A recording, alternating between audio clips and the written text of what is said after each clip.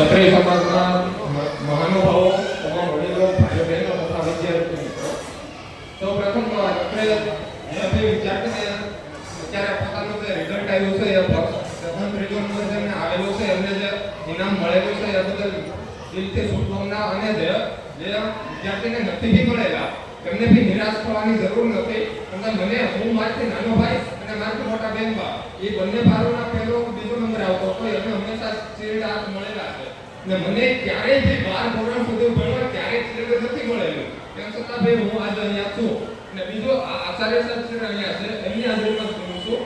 Sir અત્યારે બધા 12 તો ભણી લે છે, પણ એ પછી કી લાઈન લેવી, શું ભણવું, કઈ રીતે તૈયારી કરવી એની વિશે અમારે લગભગ મોસ્ટ ઓફ ને નોલેજ નથી.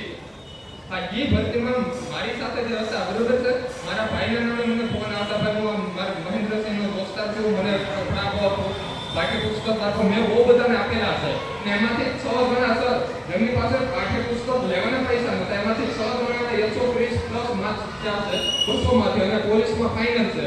અને અમારા નાનરકમાં મિનિમમ છેલ્લા 5 વર્ષમાં 20 પ્લસ મતલબમાં પોલીસમાં, તલાટીમાં, ફોરેસ્ટરમાં, આર્મીમાં ભરતી અમારે નાનરકની એમને જતી નથી. બધા ફાઇનલી આવે છે. એટલે મતલબમાં પ્રોબ્લેમ બધાને હશે 12 પાસ પછી શું લાઈન લેવી, ક્લાસીસમાં જવું છે, આનું તેનું એના માટેનો પ્રોબ્લેમ થાય છે. અને મને બહુ બધાના ફોન આવે છે, ભાઈ હું 12 પાસ કરી ગયો છું, હવે મારે શું ભણવું, શું લાઈન લેવી, આવશે તે છે એના વિશે બહુ ઓછું નોલેજ છે. એ બાબતે હું બોલું છું. જો તમે 12 પાસ થઈ ગયા હોય તો તલાટી, forester, revenue, clerk, police, army બહુ બધામાં ફોર્મ ભરાય છે. એના માટે ક્લાસીસ જોઈન કરો, અથવા ક્લાસીસ જોઈન માટેનું તમારી પાસે પૈસા ન હોય, આમ તેમ હોય, જો મટીરીયલ્સ લેવું, જો એ તમને ના મળતું હોય તો હું જગદીપુરા પોલીસ સ્ટેશનમાં છું. અહીંયા બધા પાસે મારો નંબર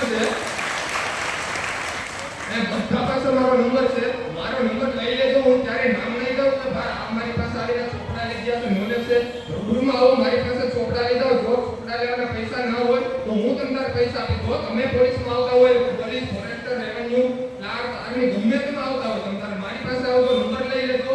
અને એમ છતાં જે માર્ગદર્શનની જરૂર હોય તો તમને હું અહીંયા સુધી આવીને તમને આપી દઈશ ચોપડા, જો તમારે વાંચવું હોય તો એમ. અને બહુ બધા એવા છે મારી પાસે લેવા માટે આપણે પૂરા દિલથી આપ્યું છે, અને નામ ક્યારે નથી આપ્યું અને તમારું નામ નહીં આપવું. પણ જો તમે આવતા હોય, જો દિલથી તમારે માતા પિતાના પૈસા વાપરવા ન હોય અને માતા પિતાને હેરાન ના કરવા હોય તો તમારે મારી પાસે આવો, હું તમને ચોપડા આપી, મટીરીયલ્સ આપી, મારા પોતાના ચોપડા આપી દઈશ તમારે.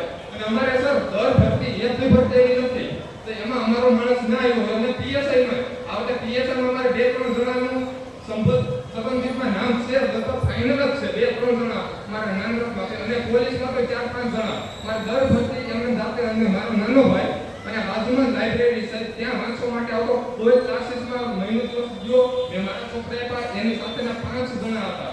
6 કોઈ રેવન્યુ, ક્લાર્ક, દિન સચિવાલય, પૂન આ તે ગમે ત્યાં જતા રહ્યા છે. આપણે સાહેબ આમાં એવા બધા છે ને આઈટીએમ જાય છે, હું લાઇબ્રેરીએ જાઉં છું વાંચવા માટે, હું ક્લાસીસમાં જાઉં છું, પણ ત્યાં સુધી પહોંચતા નથી. એ મારા ભાઈએ પોતે મને બોલેલું છે અને મેં પોતે અનુભવેલું છે. ને હું અહીંયા 4 વર્ષ હીરામાં હતો, માત્ર 3-4 મહિના મેં સુધી વાંચેલું. 3-4 મહિના સુધી મેં મોબાઈલ મેલી દીધો, મોબાઈલ સ્વિચ ઓફ કરી મેલી દીધો, બરોબર. અને 4-5 મહિનાની તૈયારીમાં હું અહીંયા પોલીસમાં અહીંયા નસીબ જોડે સુરત જ મળી ગયું મને એમ. એટલા માટે 4-5 મહિનાની તૈયારીનો ટાઈમ છે. મોબાઈલ મેં લીધો, જેને ચોપડા જોઈએ મારી પાસે આવીને લઈ જજો, હું તમને ચોપડા જો તમારે વાંચવું હોય તો માતા પિતાના સપના પૂરા પાડવા હોય તો તમારે મારી પાસે આવીને મટીરીયલ્સ લઈ જજો, તમામ ચોપડા આપીશ, પૈસા ન તો વાપરવા પૈસા આપીશ. પણ માતા પિતાના જે